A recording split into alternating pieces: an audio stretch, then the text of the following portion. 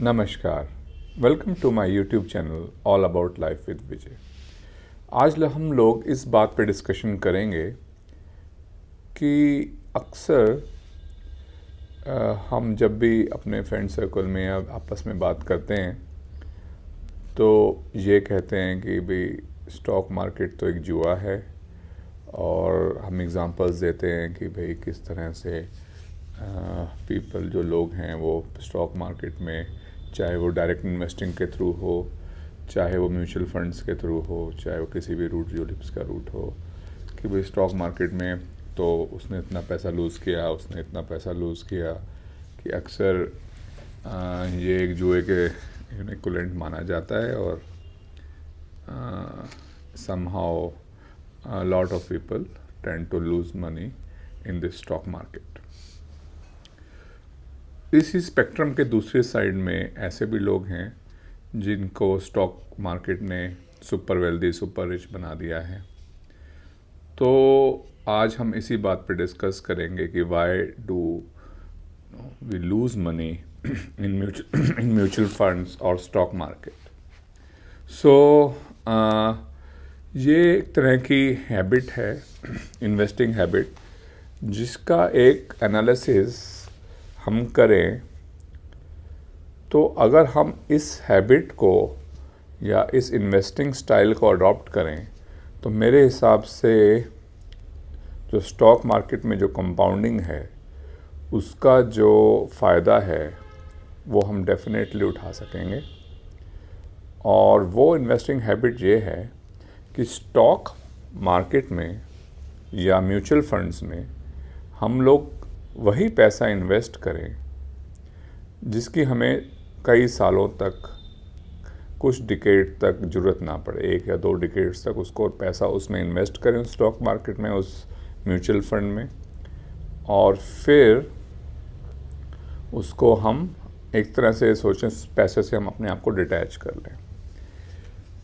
इसमें फिर ये आता है कि भाई इसका मतलब क्या है कि भाई हम पैसे से उस पैसे को कैसे भूल सकते हैं। तो उस पैसे को जो हम उस म्यूचुअल फंड में इन्वेस्ट करें, किस टाइप के म्यूचुअल फंड्स में इन्वेस्ट करना है उसके बारे में भी हम जस्ट डिस्कस करेंगे।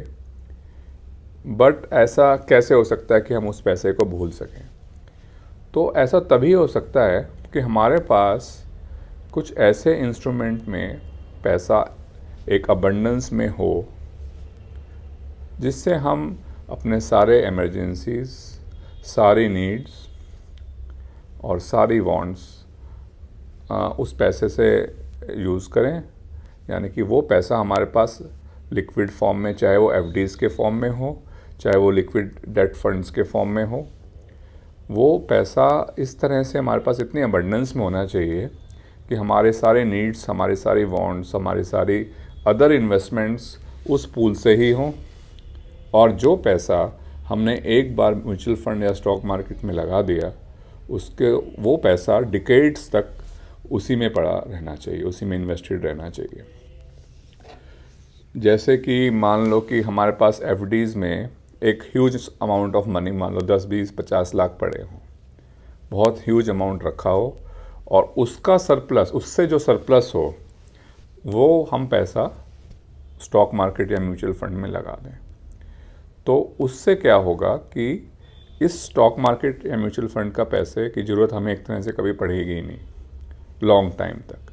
मान लो कि हम एक 25-30 ईयर्स ओल्ड हैं और 60 ईयर्स का जब हो जाए, यानी कि 30 ईयर्स तक वो पैसा वैसे का वैसा पड़ा रहे अनटच्ड। फिर मैजिक ऑफ स्टॉक मार्केट और म्यूचुअल फंड्स प्ले में आता है, जो कंपाउंडिंग का मैजिक है वो दिखता है, और वो हमारा पैसा कई गुना बढ़ता है। और फिर हम उन लोगों का ये जो स्टॉक मार्केट या म्यूचुअल फंड्स का मिथ है वो ब्रेक हो जाएगा कि भाई वहाँ पैसा नहीं बनता है। अब किस तरह के म्यूचुअल फंड में इन्वेस्ट करना सबसे कॉमन सेंसिकल है? अगर हम डायरेक्ट इन्वेस्टिंग करें, हम बड़ी से बड़ी कंपनी देखते हैं वर्ल्ड ओवर, वो कभी भी ब्रोक हो जाती है। फिर कभी भी कोई ब्लू चिप कंपनी जो आज ब्लू चिप हैं, कल वो ब्लू चिप नहीं रहेंगी, ऐसे बहुत हाई प्रोबेबिलिटी है। तो जो मेरे हिसाब से इंडेक्स का जो इन्वेस्टिंग स्टाइल है, यानी कि जो पैसिव इन्वेस्टिंग जिसे कहते हैं, कि वो इंडेक्स फंड्स वो फंड्स होते हैं, हम सब जानते हैं कि जो मान लो निफ्टी 50 या टॉप 50 फंड्स जो होते हैं, टॉप 50 स्टॉक्स जो देश के होते हैं, जिसको एक पैसिव तरीके से कंट्रोल किया जाता है। यानी कि जो कंपनी अच्छा नहीं कर रही उसको बाहर किया जाता है, जो कंपनी पीछे से अच्छा करे उसको इस निफ्टी 50 के अंदर डाल दिया जाता है। तो ये निफ्टी 50 एक तरह से कंट्री की ग्रोथ का इंडिकेटर होता है, और इसका over the period of time बढ़ना लगभग निश्चित होता है कि भाई it has to increase because it reflects the condition of the economy. So mutual fund या स्टॉक इन्वेस्टिंग का पहला रूल होता है कि उसमें जो पैसा डालें वो कुछ डिकेड्स के लिए ही डालें।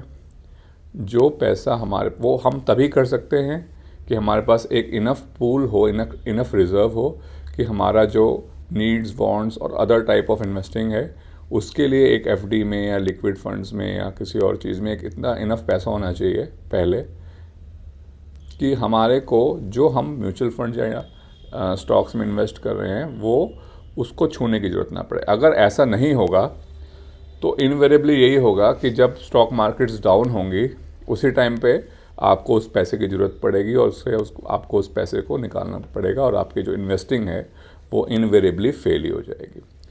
सो अगर इस वीडियो को आप ध्यान से सुने कि मैं जो कहना चाह रहा हूँ वो पॉइंट अक्रॉस आपके आना ही है। अगर ये पॉइंट आपके अक्रॉस नहीं आता है कि भाई ऐसा कैसे हो सकता है कि हम इतना पैसा एफडीज़ में सेव या लिक्विड फंड में सेव करें और उसके बाद ही म्यूचुअल फंड, हम तो सीधा ही म्यूचुअल फंड सही है कि ऐड आती है टीवी में, हम तो अपना सारा पैसा म्यूचुअल फंड में, इंडेक्स फंड में पहले से ही डाल देंगे। तो ये इन्वेस्टिंग स्टाइल जो ऐसा अडॉप्ट करेगा वो बाउंड टू फेल होगा ही होगा। मेरे हिसाब से इन्वेस्टिंग तभी सक्सेसफुल हो सकती है जब वो कुछ डिकेड्स के लिए इन्वेस्टेड रहे पैसा, और वो तभी पॉसिबल है लंबी इन्वेस्टिंग का जब आपके पास enough cash flows, enough reserves पहले से ही हों। तो आई होप इस बात पे आप डीपली डेल्व करेंगे, डिस्कस करेंगे, और ये इन्वेस्टिंग स्टाइल कैसा है आप इस बारे में कमेंट करें, लाइक सब्सक्राइब चैनल को करें। Thank you.